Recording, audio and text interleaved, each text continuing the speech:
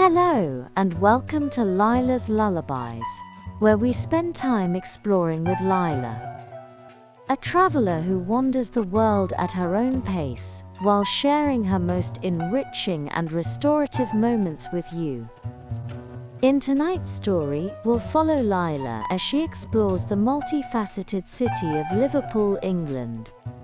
There's nowhere you need to be, nothing you need to remember. Just settle in, get comfortable, and let yourself go. We're so glad you're here. Whenever you're ready, let's begin. The train from London pulled into Lime Street Station just after 9 in the morning, the announcement crackling over the speakers in that distinctive British rail cadence that Lyla had grown fond of. She gathered her bag and stepped onto the platform, joining the flow of passengers moving toward the main concourse. The station was grand in the way Victorian stations often were, with high arched ceilings and ornate ironwork, though it had been modernized with the usual coffee chains and departure boards. Liverpool in July carried a particular quality of light, softer than she'd expected. The sun filtered through clouds that seemed perpetually on the verge of breaking up but never quite did. Lyla stepped outside and found Charlie waiting near a newsstand, looking exactly as he had in his messages. Tall and lanky, wearing a faded band t-shirt and jeans, his light brown hair slightly too long and falling into his eyes. "Lyla," he waved, breaking into a grin. "Right on time. How was the journey?" "Smooth. I love train travel. You can actually see the country instead of just clouds. Plus less turbulence than planes generally." "I know, I wish we could go everywhere that way," he smiled, that big toothy grin of his. "Welcome to Liverpool. I've got a whole day planned if you're up for it. History, music, maybe some decent food if we're lucky." They walked out into the city, and Lyla immediately felt the energy of the place, a certain gritty charm mixed with civic pride. The architecture was impressive, more grand than she'd anticipated, with ornate Victorian buildings standing shoulder to shoulder with modern glass structures. Charlie explained that Liverpool had been one of the wealthiest cities in the British Empire at its height, a major port that connected Britain to the world. "It's had its rough patches," he said as they walked, "especially after the docks declined, but there's been a real renaissance in the city the past couple decades. People are proud of this place, and you can feel it." Their first stop was the pier head, where three iconic buildings known as the Three Graces stood facing the River Mersey. The Royal Liver Building with its distinctive clock towers and the mythical liverbirds perched on top, the Cunard Building with its classical columns, and the Port of Liverpool Building with its dome. Together they created a waterfront that spoke of maritime power and ambition. They walked along the waterfront, the river stretching wide before them, ferries crossing back and forth to the Wirral on the opposite shore. The water was grey-brown, choppy with wind, and seagulls wheeled overhead, their cries mixing with the sounds of the city behind them. "The Beatles statue is just over here," Charlie said, leading her toward a spot where 4 bronze figures stood larger than life, caught mid-stride, instruments in hand. Tourists were already gathered around it, taking photos, and Lyla and Charlie joined them, studying the details. The mop-top haircuts frozen in metal, the suits and boots, the expressions that managed to capture something of their youth and energy. "I know it's a little obvious," Charlie said, "but I still think it's brilliant. They really did change everything, you know? Not just music, but culture, fashion, the whole idea of what young people could be." From there they walked toward the Cavern Quarter, the streets narrowing, the buildings older and more weathered. The area had been transformed into a celebration of the city's musical heritage, with murals and plaques and references to the Beatles everywhere you looked. The Cavern Club itself was on Matthew Street, though Charlie explained that the original club had been demolished and this was a reconstruction on the same site, using some of the original bricks. They descended the stairs into the basement venue, and even though it was mid-morning and quiet, Lyla could feel the history seeping from the walls, the low brick arches, the small stage, the photos covering every available surface. They played here nearly 300 times before they made it big, Charlie said, looking at the stage. Just imagine being in here in 1961, seeing them for a few shillings. No idea you were watching the future of music. I know you're an ace at the keyboard, but do you play guitar also? Lyla asked, suddenly curious. A bit. Nothing serious, just for myself, he chuckled. I'll never forget how we met. Over chord progressions. Lyla remembered with a smile. It had been at some gathering she couldn't even recall where, and they'd ended up talking for hours about music, about how certain songs were constructed, about the emotional architecture of sound. Charlie had a way of listening that made you want to explain things better, to dig deeper into why something mattered. They climbed back up to street level and continued exploring the area, stopping at the Beatles Story Museum, which chronicled their rise from Liverpool teenagers to global phenomenon. The exhibits were well done, recreations of the Cavern Club in its heyday, displays of instruments and costumes, listening stations where you could hear demos and alternate takes. Lyla found herself drawn to the photographs, particularly the early ones of Liverpool in the late 50s and early 60s. The city looked grittier then, post-war and struggling. But there was life in those images. Young people in the streets, clubs packed with dancers. The sense that something new was being born from the rubble and the hardship. It's strange, she said to Charlie as they moved through the exhibits. How much context matters. The music came from this specific place, this specific time. It couldn't have happened anywhere else. Exactly, that's what I love about Liverpool. The music isn't separate from the city, it's part of its DNA. They left the museum and walked toward the Albert Dock, a complex of restored Victorian warehouses now housing museums, shops and restaurants. The buildings were beautiful, red brick with iron columns, built around a dock, where the water reflected the architecture like a still mirror. The International Slavery Museum is here, Charlie said, gesturing toward one of the buildings. Liverpool was a major port in the slave trade, made enormous amounts of money from it.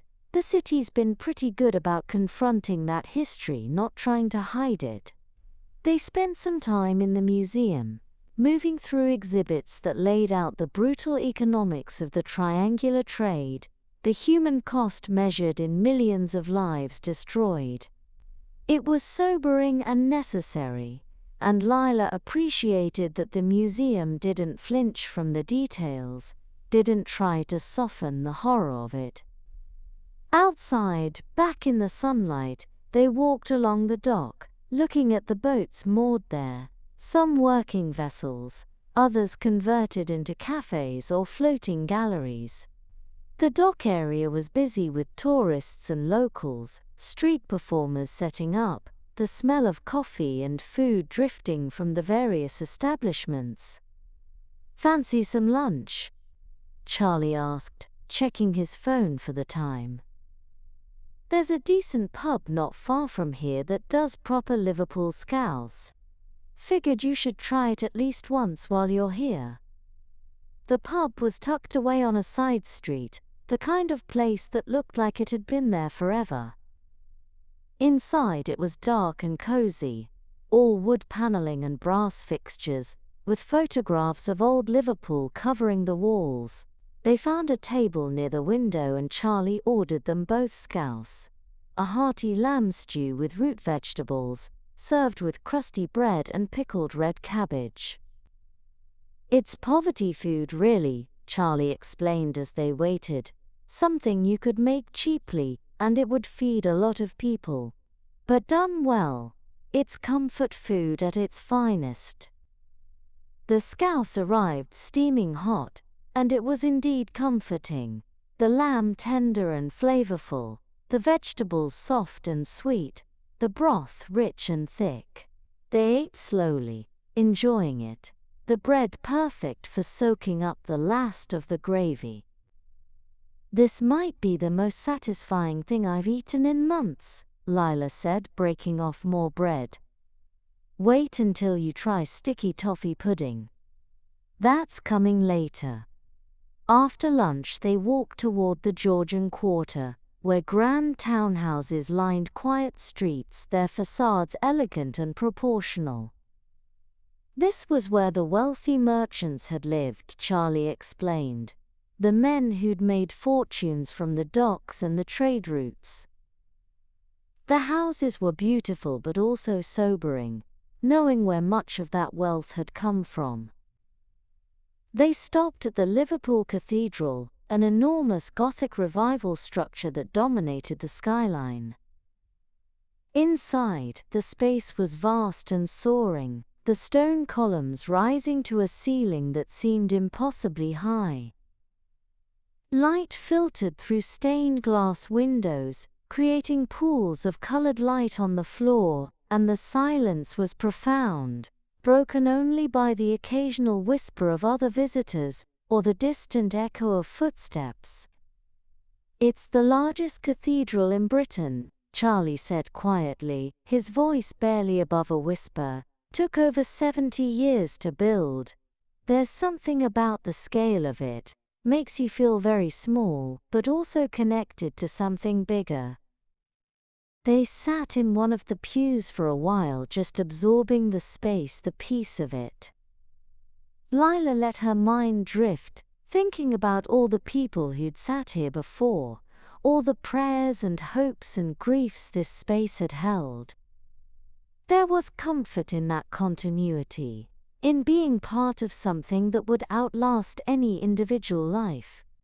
Outside, the afternoon was well advanced, the clouds finally breaking up to reveal patches of blue sky. They walked back toward the city center, taking their time, stopping occasionally when Charlie wanted to point something out. A particular building he loved, a street with an interesting history, a park where he sometimes came to read. "There's a record shop I want to show you," he said. "Proper independent place, been around for decades. They have a whole section of local music, stuff you can't find anywhere else." The shop was on a quiet street, its window display crammed with vinyl and posters and handwritten recommendations. Inside, it was pleasantly chaotic. Crates of records organized by genre but also by some system that seemed known only to the owner. A man with grey hair and thick-framed glasses who nodded at Charlie in recognition. "All right, Charlie, finding anything good lately?" "Always looking. This is my friend Lyla visiting from out of town." "Welcome. Shout if you need anything." They browsed separately for a while, Lyla flipping through records in the house music section, occasionally pulling one out to look at the cover art or read the track listing. The shop had the particular smell of old vinyl and dust and possibility, and she could have stayed there for hours. Charlie appeared beside her holding a record with a plain white sleeve. Liverpool band from the 80s, never made it big but they were brilliant. Want to hear a bit? The owner let them use the listening station, and Charlie queued up a track. It was jangly and melodic, with harmonies that reminded Lyla of the Smiths, but with something distinctly its own. The lyrics were about the city, about growing up by the Mersey, about leaving and returning and never quite belonging anywhere else. "That's beautiful," Lyla said when it finished. "Why didn't they make it?" Charlie shrugged. "Wrong time, wrong place, bad luck.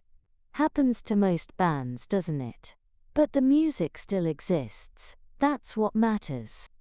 He bought the record, along with another he'd found in the punk section, and they left the shop as the early evening light began to soften everything, the buildings glowing golden in the slanting sun. "Time for dinner," Charlie announced. "I've booked us a table at a place that does modern British food, local ingredients, that sort of thing. Thought it might be a nice change from pub grub."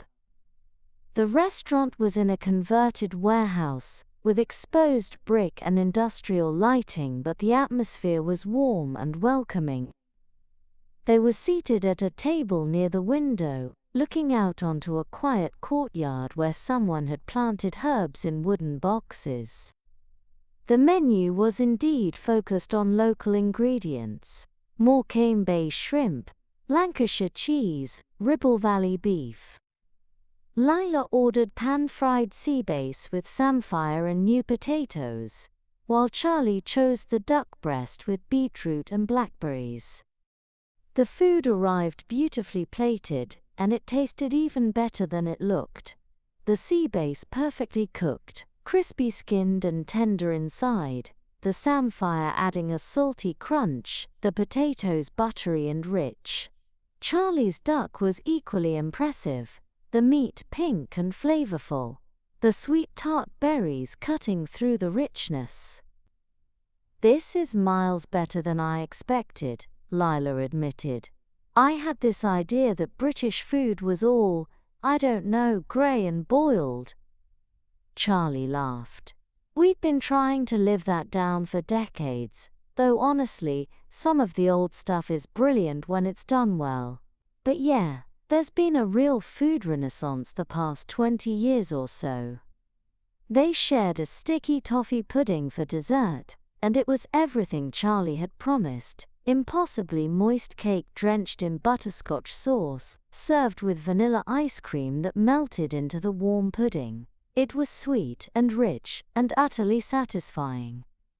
After dinner they walked through the city. As it shifted into night mode, the streets lit up, people heading to pubs and restaurants and clubs. The energy was different now, younger and more electric, the city getting ready to celebrate the fact that it was Friday night in July and the weather was holding. "The club I want to take you to is in the Baltic Triangle," Charlie said. "It's an old warehouse district that's been converted into studios and venues. Lots of young artists and musicians. There's an open mic night tonight. Always interesting to see who turns up." They caught a taxi to the Baltic Triangle, and Lyla could see immediately what Charlie meant about the area. It had that slightly rough, creative energy of neighborhoods in transition. Graffiti murals covering walls, converted warehouses with lights visible through industrial windows, clusters of people smoking outside venues. The club was called the Shipping Forecast, and it was indeed in an old warehouse with multiple rooms and a beer garden out back. The open mic was happening in the smaller room, which was already half full with people sitting at tables or standing near the back, drinks in hand. The stage was simple: a microphone, a stool, some basic lighting. A young woman was performing when they arrived, just her and a guitar, singing something melancholic and beautiful about Liverpool rain. Her voice was untrained but genuine, and the room listened respectfully, the only sound her guitar and her voice. When she finished, the applause was warm and encouraging, and she looked genuinely moved as she left the stage. The host, a man in his 40s with a kind face, announced the next performer. A duo who set up quickly, one on guitar, and one on something that looked like a modified synthesizer. Lyla and Charlie found seats near the side and settled in, ordering beers from a server who moved efficiently through the crowd. The duo began to play, and their sound was experimental, almost ambient, the guitar providing texture while the synth created layers of electronic sound. It shouldn't have worked, but somehow it did, creating an atmosphere that was both modern and timeless. More performers followed. A young man doing spoken word poetry about his Yemeni heritage and growing up in Liverpool, his words fierce and tender by turns. A band that played what they described as folk grime fusion, and which was exactly as strange and compelling as it sounded. A woman with a violin, who performed a classical piece, and then an improvised rock version of the same melody. Between acts, Charlie leaned over and said, "This is my favorite thing about Liverpool. There's always new music happening, always people trying things. The legacy of the Beatles and all that isn't a burden, it's an invitation." "I can feel that," Lyla said. "Everyone here seems so supportive of each other, so willing to experiment."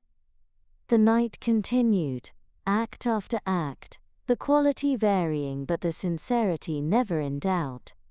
Some performers were polished, clearly on the verge of something bigger. Others were still finding their voice, working through ideas in front of a forgiving audience. All of them were part of this ecosystem, this community that valued music and creativity, and the courage it took to get on stage and share something you'd made. Around 11, during a break between performers, Charlie suggested they step outside to the beer garden for some air. The night had cooled down, and the garden was strung with lights, creating a warm glow. People clustered in groups, talking and laughing, and somewhere someone was playing an acoustic guitar, just for themselves, the chords drifting across the space. "Thank you for this," Lyla said, leaning against a wall and looking up at the sky, where a few stars were visible despite the city lights. "Today was exactly what I needed, history and music and good food. Your perspective makes it so special." "I'm glad you came," Charlie said. "It's nice to share this place with someone who loves music as much as I do. The Beatles tour is great, but there's so much more to Liverpool. People who don't know might be surprised by how alive it is today," Lyla said. "Hopefully its best days are ahead." They went back inside for the final acts of the night. The last performer was a young guy, maybe 21 or 22, who walked on stage with just an acoustic guitar and a nervous energy that was palpable. He introduced himself. "I'm Marcus. This is my first time doing this, please be kind," and launched into a song that was clearly his own composition. It was rough around the edges, the chord changes not always smooth, his voice wavering in places. But there was something undeniably real about it, a vulnerability and honesty that commanded attention. The song was about leaving home and coming back and realizing that both were necessary, that you had to leave to understand what you'd left. When he finished, the room erupted in applause and cheers, and his face transformed from nervous to radiant. The host came out and hugged him, and several people from the audience called out encouragement.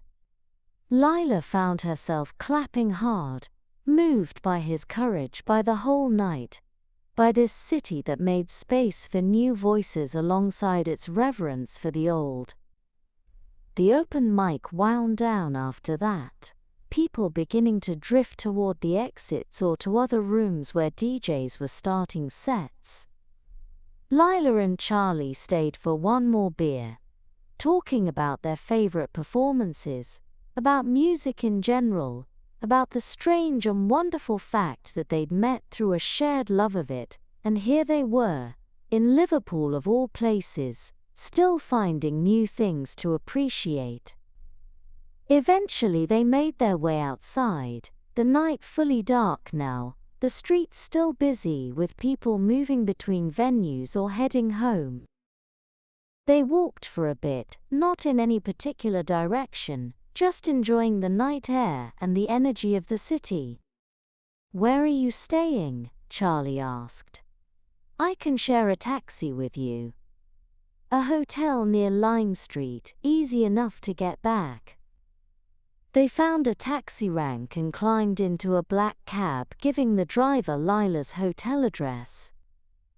The drive took them back through the city center, past the buildings they'd seen that morning, now lit up and looking different in the darkness, equally beautiful, but more intimate somehow. At the hotel, Charlie got out to say goodbye properly. "This was brilliant," he said, pulling her into a hug. "Let me know next time you're in the UK. And if you're ever up for more music talk, you know where to find me." "I will, and thank you, Charlie, for the whole day, for sharing Liverpool with me." She watched the taxi pull away, Charlie waving from the window, and then turned toward the hotel entrance. The lobby was quiet, just a night clerk at the desk who smiled and nodded as she passed. In her room, she didn't turn on many lights, just enough to navigate by, and open the window to let in the night air. She could hear the city still alive outside, distant music, voices, the occasional car. Liverpool at night, carrying on its conversations, making its music, being itself. She thought about the day, about the layers of history visible in every street, the maritime glory, and the dark legacy, the Beatles who'd changed everything, and the young musicians tonight still trying to change something, anything, with their guitars and their voices and their courage. The sounds of the city continued to drift through the open window, sounds from a city that had seen empires rise and fall, that had exported music to the world, that kept reinventing itself while honoring what had come before.